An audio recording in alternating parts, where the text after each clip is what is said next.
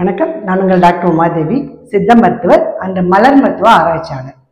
இன்னைக்கு நம்ம skin ப்ராப்ளத்துல eczema பத்தி பார்க்க போறோங்க. இது எப்படி ஆரம்பிக்குது அப்படின்னு பார்த்தீங்கன்னா, சிலர்லாம் வருவாங்க கிளினிக் வந்துட்டு, டாக்டர் எனக்கு காலில் ஒரு இடத்துல சின்ன லைட்டா குப்புற மாதிரி ஆரம்பிச்சது. அப்புறம் கொஞ்ச நாள் பார்த்தீங்கன்னா அது சொரிய ஆரம்பிச்சது. அது சொரிஞ்சு சொரிஞ்சு பார்த்தீங்கன்னா கொஞ்சம் கொஞ்சமா பரவுது அப்படிம்பாங்க. அந்த காலில் மட்டும் இல்லை, எனக்கு கையில வருது, இந்த வயிற்று பக்கத்துல வருது, இந்த மாதிரி பரவிட்டே வருது, எனக்கு பயமா இருக்கு, ஏதோ அலர்ஜி போல அப்படின்னு சொல்லிட்டு வருவாங்க. அப்புறம் பாத்தீங்கன்னா அது நம்ம ஆராய்ச்சி பண்ணி பார்க்கும்போது என்ன பாத்தீங்கன்னா அது ஸ்கின் அலர்ஜியில கரப்பான் நோயா இருக்கு.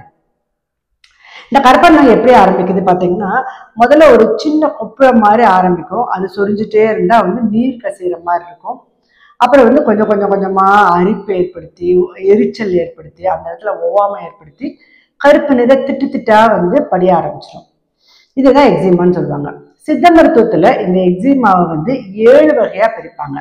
ஆனா ஜென்ரலா நம்ம பார்த்தோம்னா இதை 2 வகையா சொல்லலாம். அதாவது வெட் எக்ஸிமா, ட்ரை எக்ஸிமா. அதாவது உலர்ந்து காணக்கூடிய உலர் கரப்பான், அப்புறம் ஈரம் கசிய கூட கரப்பான் அப்படின்னு சொல்லி 2 வகையா பிரிக்கலாம். சரிங்க டாக்டர், இது எப்படி நிறைய பேஷண்ட் கேட்பாங்க, டாக்டர் நான் எதுவுமே வெளியே சாப்பிட்றதில்ல வைக்கிறதில்ல, நான் பக்குவமா தான் இருக்கேன், எனக்கு எப்படி இந்த ஸ்கின் அலர்ஜி வந்தது அப்படின்னு கேட்பாங்க. இது எப்படி வருது அப்படின்னு பார்த்தீங்கன்னா, சிலருக்கு தொழில் ரீதியா, சிலர் பார்த்தீங்கன்னா அந்த தோல் பதனிடக்கூடிய தொழிற்சாலையில் வேலை செய்வாங்க. சிலர் இந்த கெமிக்கல் சம்பந்தமான அந்த ரசாயன கலவைகள் அது சம்பந்தமா வேலை செய்வாங்க, அதனால கூட வரலாம். அப்புறம் பார்த்தீங்கன்னா இந்த காஸ்மெட்டிக்ஸ், நிறைய அந்த அழகு சார்ந்த பொருட்கள் யூஸ் பண்றது, அதனால வரலாம். அப்புறம் நம்ம எதுக்காவது ரொம்ப நாள் மருந்து எடுத்துட்டே இருந்தா அதோட பக்க விளைவுகள்னால வரலாம், இல்லைன்னா ஏதாவது இன்ஃபெக்ஷன்னால. அப்புறம் பார்த்தீங்கன்னா உணவு பழக்கங்கள், செரிமன கோளாறுனாலையும் வரலாம். அப்புறம் ஊட்டச்சத்து குறைபாடுனால வரலாம்.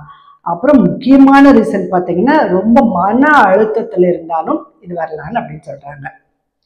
இதுக்கு என்ன சிகிச்சை கொடுப்பீங்க அப்படின்னு பார்த்தீங்கன்னா, சித்த மருத்துவத்துல இதுக்கு ரொம்ப சுத்தமா கிளியர் பண்ணக்கூடிய நல்ல நல்ல மருந்துகள் இருக்குங்க. ஆனா நம்ம மக்கள் என்ன பண்ணுவாங்கன்னா, இந்த மாதிரி அலர்ஜி வந்தாலே உடனே போய் மெடிக்கல்ல போய் ஒரு ஆயில்மெண்ட் வாங்கி யூஸ் பண்றது, இல்லைன்னா இந்த அரிப்புக்கு மாத்திரை கொடுங்க அப்படின்னு சொல்லி யூஸ் பண்றது. அதுக்கப்புறம் பார்த்தீங்கன்னா ஸ்கின் டாக்டர்கிட்ட போவாங்க. அவங்க அதை பார்த்துட்டு அதுக்கு கொஞ்ச நாள் மருந்து கொடுப்பாங்க. இவங்க எடுத்துட்டே வருவாங்க. அந்த மருந்துகள் ஆயின்மெண்ட் போடும் போது என்ன ஆகுனா அது பழிச்சுன்னு சரியாயிடும். ஆனா போன வேகத்திலேயே திருப்பி வர ஆரம்பிக்கும். இதுக்கு என்னதான் தீர்வு அப்படின்னு பாத்தீங்கன்னா, சித்த மருத்துவத்துல இதுக்கு அருமையான தீர்வு இருக்கு. இதை நீங்க பொறுமையா கொஞ்சம் உணவு கட்டுப்பாட்டோட இதை ஃபாலோ பண்ணும்போது இதை கம்ப்ளீட்டா கிளியர் பண்ணிடலாம். முதல்ல குடல் சுத்தம் பண்ணணும். இந்த குடல் சுத்தம் தான் உடல் சுத்தம் சொல்லுவாங்க. அதுக்கு சில பேதி மாத்திரைகள் கொடுப்போம். அப்புறம் உடம்ப சுத்தம் பண்ணணும். அதுக்கு என்ன பண்ணணும்னா சில கிருமி மாத்திரைகள் கொடுப்போம். இதை கொஞ்ச நாள் எடுக்கணும். அதுக்கப்புறம் என்ன பண்ணணும்னா இதை வேரோட அழிக்கணும் அப்படின்னா பிளட் பியூரிஃபிகேஷனுக்காக சத்த சுத்தி மாத்திரைகள் கொடுப்போம். இந்த மெடிசன் எடுத்துட்டே வரும்போதே இந்த ஸ்கின் அலர்ஜியை சரியாக்கக்கூடிய பலகரை, பரங்கிப்பட்டை, சிவனார் அமிர்தம், இந்த மாதிரி சேர்ந்த மருந்துகள் உள்ள கொடுத்துட்டு, வெளிப்புறமாக பார்த்தீங்கன்னா அவங்க சோப்பு அதெல்லாம் யூஸ் பண்ணாம இதுக்கு கிளியர் பண்ணக்கூடிய சீகக்காயோ, கடலை மாவோ, இல்லை பச்சைப்பயிறு மாவு, இல்லை ஸ்நானப்பொடி, இது மாதிரி அந்த இடத்த தேய்ச்சி கழுவிட்டு அதுக்கு மேல கரப்பான் தைலம், இந்த மேக விரண களிம்பு, இந்த மாதிரி அவங்க உடல் வன்மைக்கு தகுந்த மாதிரி, அவங்களுடைய முக்குற்றத்துக்கு தகுந்த மாதிரி, பல்ஸ் பார்க்கும்போது வாத பித்த கபம் எந்த நாடி இருக்கோ அதுக்கு தகுந்த மாதிரி சில உள்மருந்துகளும் வெளிமருந்துகளும் கொடுத்து இதை கம்ப்ளீட்டா சரி பண்ணலாம். இதுக்கு சித்த மருந்துகள் ரொம்ப ரொம்ப ரொம்ப உதவியா இருக்கும். இல்ல இந்த மன அழுத்தம் இவங்களுக்கு வருது, மனசு பிரச்சனை இருக்கு, சிலர்லாம் பாத்தீங்கன்னா ஸ்கின் ப்ராப்ளம் இருந்தேன்னா அதையே வச்சு நோண்டிக்கிட்டே இருப்பாங்க. இந்த மாதிரி மனசுல நம்ம கொஞ்சம் கஷ்டமா இருக்கு, பார்க்க அருவருப்பா இருக்கு, இந்த மாதிரி அவங்க ஃபீல் பண்ணும்போது என்ன ஆகும்னா சில மலர் மருந்துகளும் இதுக்கு கொடுக்கலாம். நான் அந்த மன ரீதியா சரி பண்றதுக்கு சில மலர் மருந்துகள் உள்ள கொடுப்பேன். இல்லைன்னா அவங்களுக்கு மன ரீதியா என்ன மாதிரி பாதிக்கப்பட்டிருக்காங்கன்னு பார்த்துட்டு அதுக்கு தகுந்த மாதிரி 38 வகையான மலர் மருந்துகள் இதோ ஒன்று சூஸ் பண்ணி கொடுக்கும்போது அவங்களுக்கு கம்ப்ளீட்டா இதுல இருந்து வெளியே வரலாம். இந்த மாதிரி நிறைய பேர் வெளியே வந்திருக்காங்க.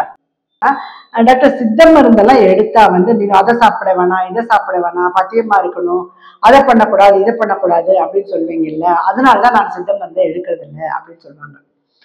இந்த பத்தியங்கள் எல்லாம் எதுக்குன்னு பாத்தீங்கன்னா, நமக்கு வந்திருக்கக்கூடிய ஸ்கின் ப்ராப்ளம் சீக்கிரமே நம்மளை விட்டு போகணும். இன்னும் முக்கியமா சொல்ல போனா பழையபடி இந்த ஸ்கின் ப்ராப்ளம் வராம இருக்கக்கூடிய, உங்களுக்கு அலர்ஜி அந்த மாதிரி இருந்தானா அந்த உணவுகளை தவிர்க்க சொல்லுவோம். இது உங்களுக்கு இதை கம்ப்ளீட்டா ரெடி பண்றதுக்கும் மீண்டும் வராமல் இருக்கக்கூடிய இந்த ஸ்கின் ப்ராப்ளத்துக்கு ஸ்பெசிபிக்கா பாத்தீங்கன்னா, இந்த கரப்பான்னு சொல்லக்கூடிய கம்பு, வரகு, சோளம், மீன், கருவாடு, கத்திரிக்காய் இந்த மாதிரி சில உணவு பதார்த்தங்களை மட்டும் இந்த வியாதிகள் சரியாகிற வரைக்கும் எடுக்காம இருந்தா போதும். நீங்க எல்லாருமே ஆரோக்கியமாவும் மகிழ்ச்சியாவும் இருக்கணும். இது சம்பந்தமா ஏதேனும் சந்தேகங்கள் இருந்தா நீங்க தாராளமா இந்த கீழே தெரியக்கூடிய வாட்ஸ்அப் நம்பருக்கு கான்டாக்ட் பண்ணலாம். மீண்டும் ஒரு யூஸ்ஃபுல்லான மருத்துவ குறிப்போடு நான் உங்களை சந்திக்கிறேன். அது வரைக்கும்